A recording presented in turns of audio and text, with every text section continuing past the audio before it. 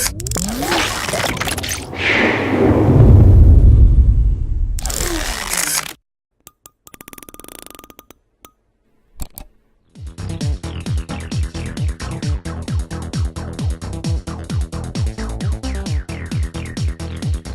buenas noches, soy Robinson Camargo Alvarado y en 10 minutos vamos a contar una historia que tiene que ver con la declaración de renta. Por eso tenemos un invitado muy especial, el doctor Luis Adelmo Plaza Huamanga. Él es contador público juramentado, es especialista en derecho tributario, también es máster en Hacienda Pública. Y el tema viene porque a partir de agosto, 2.600.000 colombianos tenemos que declarar renta. Buenas noches, ¿y cómo es este tema, doctor? Muy buenas noches y muchas gracias por esta invitación a este programa El Pregonero Isleño. Bueno, a partir de las modificaciones que introdujo la Ley 1819 del 2016, hace un cambio sustancial en la forma en que deben tributar las personas naturales. Y el cambio está asociado a que las personas naturales van a tributar dependiendo de la fuente de sus rentas. Es decir, una misma persona natural puede generar rentas de trabajo, salarios, honorarios, puede generar rentas por pensiones. Esa misma persona natural también puede obtener rentas de capital, que son arrendamientos, intereses, regalías. Esa misma persona natural también puede obtener rentas no laborales como comerciante, como aquel que tiene la tienda, recibe ingresos por la venta de la mercancía. Y también esa misma persona natural puede obtener rentas por dividendos, por las inversiones que tenga en sociedades y le paguen dividendos. Entonces, la sumatoria de todas esas rentas se van a denominar rentas cedulares y por ellas la ley 1819 estableció un sistema de tributación para cada una de ellas. Bueno, ya cuando se habla de dividendos, ¿cómo se va a hacer esa comparación para que la persona contribuyente sepa a dónde va a depositar, cómo debe declarar y cómo debe quedar bien ante la DIAN? Ok.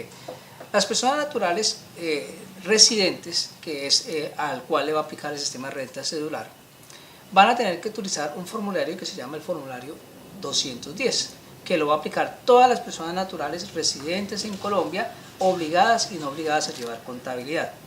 Como esa persona natural es la que sabe cuál es la naturaleza del ingreso que recibió, pues ella va al final del año va a tener que revisar de dónde obtuvo ingresos y dependiendo del ingreso lo va a llevar. Si él es socio de una sociedad anónima, limitada, y la sociedad generó una utilidad a 31 de diciembre del 2016 y en la asamblea que se hizo en marzo del 2017, que normalmente se hace, le dice que hay unos dividendos de 5 millones de pesos, de 500 millones de pesos y toman la decisión de pagársela a los accionistas, entonces la empresa le entregará un certificado a ese accionista donde le dice que los dividendos que se le pagaron en el 2017 fueron 10 millones de pesos.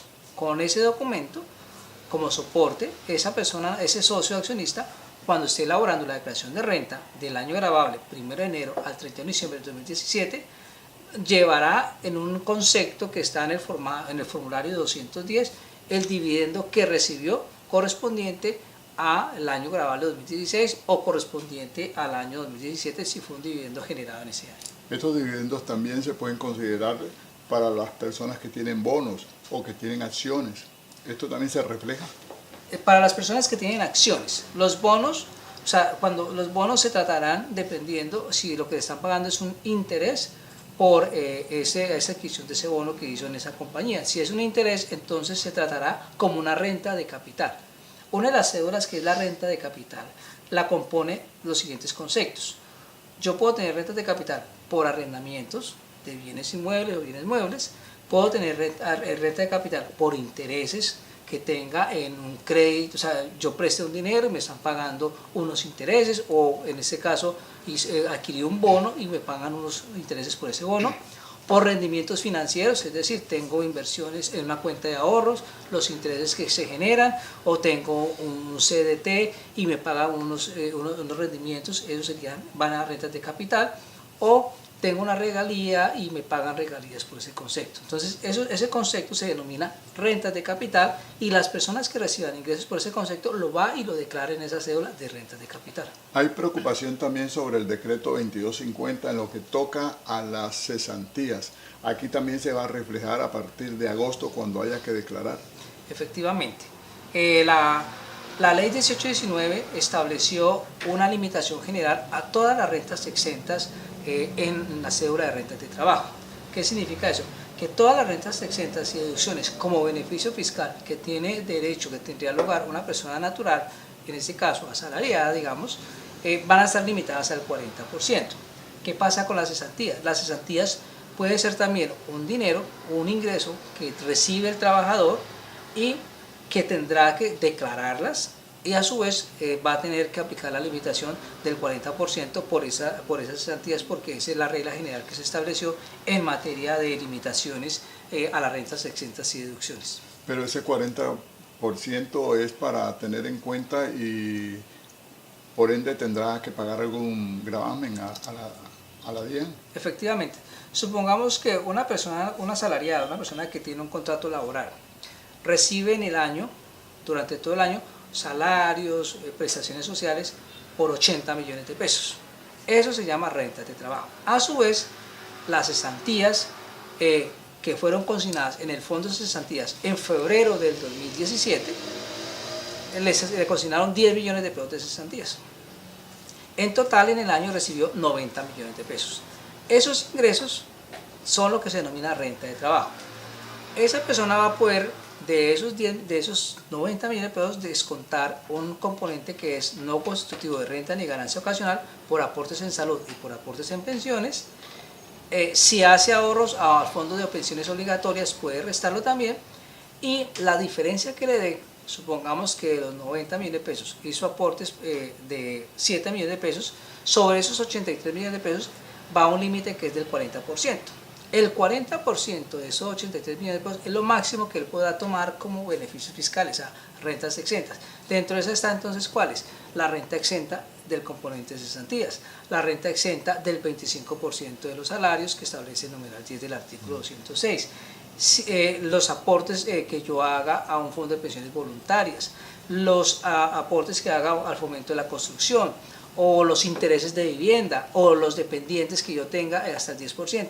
La sumatoria de todos esos beneficios no podrá superar el 40% de ese subtotal que mencionábamos de los 83 millones de pesos o 5.040 VTs.